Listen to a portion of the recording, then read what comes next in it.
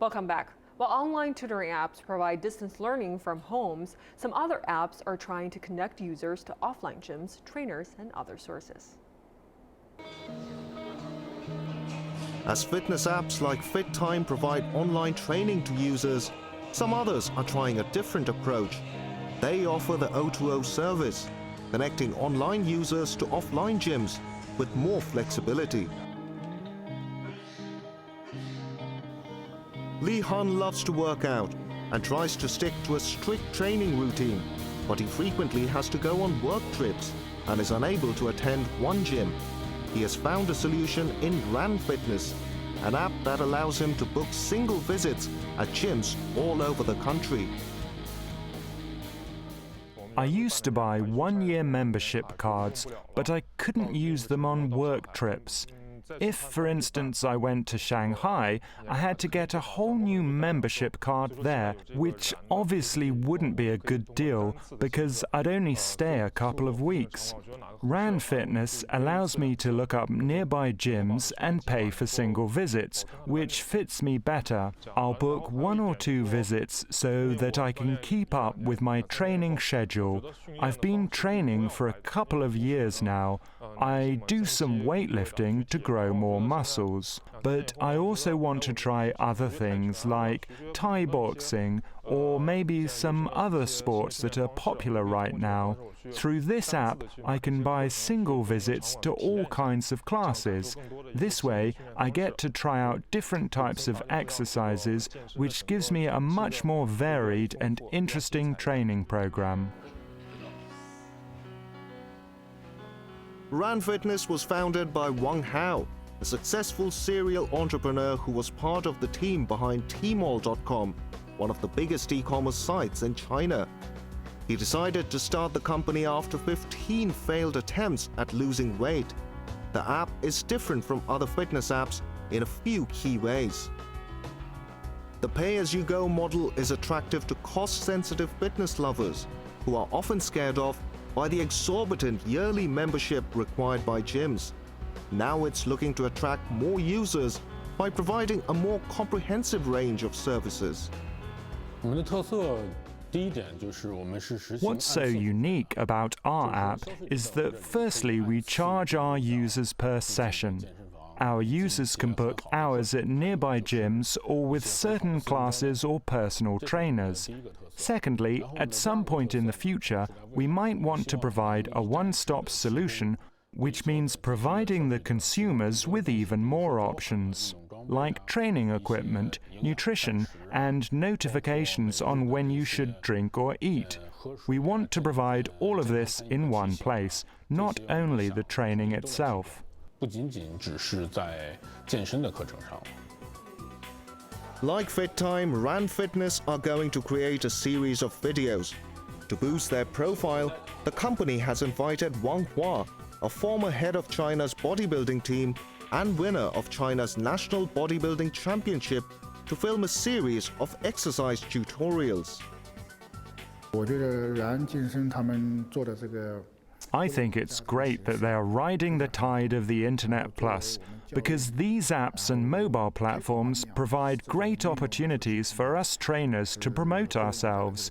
They're at the forefront when it comes to promoting fitness to the general population, which allows us to reach a huge amount of people, so I definitely support it. This app has also provided trainers with an easy-to-use platform that I hope will help trainers like myself communicate better with users.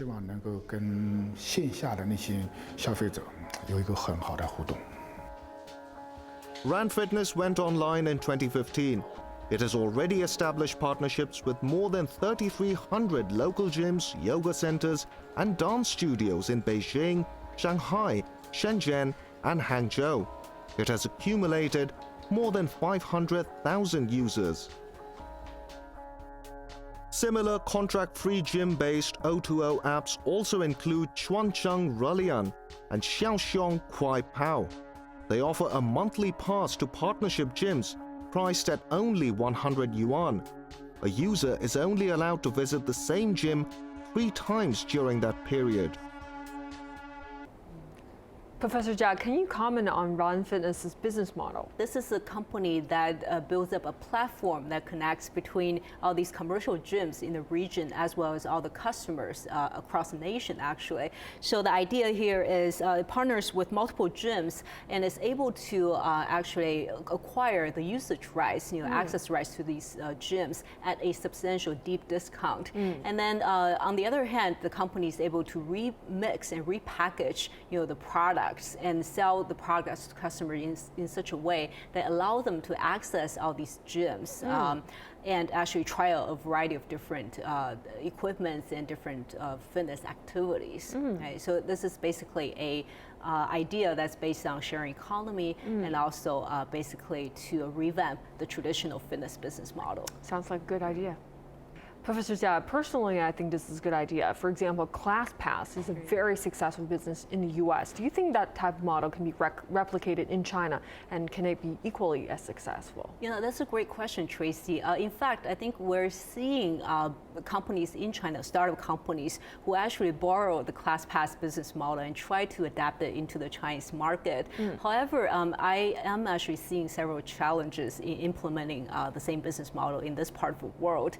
The first challenge being there is a high pricing gap between what these commercial gyms are charging currently in the Chinese market and what these O2O companies are charging, right? So that for these offline commercial gyms, a major way for them to make money is actually to sell these prepaid membership cards. These are annual membership, and which basically sells for 2,000, 3,000 RMB per year, right? But the nice thing is, usually, right, when people purchase these membership cards, they only go to the gym, once or twice, and then they lose interest. So basically, if you really think about the effective price per session, it's actually very high. It's like 1,000 RMB per session, right?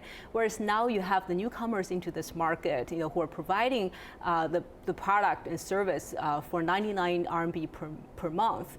There is a very high pricing gap, right? So it's actually a question mark as to what extent these commercial gyms are willing to cooperate with these O2O companies and try out these new business models, right? And this actually brings out my second point, which is the negative externality effect. Because when you introduce such a great package, for 99 RMB per month, a lot of people will actually end up buying these cheaper packages, and nobody's willing to buy these expensive 2,000 RMB annual membership anymore, right? And which, from a business perspective, is actually not optimal, right, for these commercial gyms. So there is a bit of externality effect going on, which is a second challenge. And the third challenge is actually the low stickiness, because now with the 99 RMB per month package, you can try out a variety of different gyms in different locations. So it's really hard to keep customer loyalty, right? These people come and go.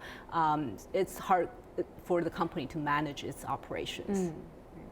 So Professor Jia, we see a lot of these fitness apps employ celebrities to advertise for them. Can you comment on this sort of celebrity advertising effect, this fan-based advertising effect? I think this is actually quite common both in Western countries like US and as well as in China. These sports companies, manufacturers of sportswears and sports equipments, they love to collaborate with professional athletes, especially celebrity athletes. And I think for a lot of these collaborations, it's a win-win situation. So if you think about in the West, a classic example is the collaboration between Michael Jordan and Nike, right? That's so Michael Jordan became more famous, which actually bring the Nike brand more famous as well, and vice versa, right? So this is a win-win situation, and I think the reason for having a professional athletes or celebrity athletes is that because first of all, the athlete has a very positive image, personal image, and also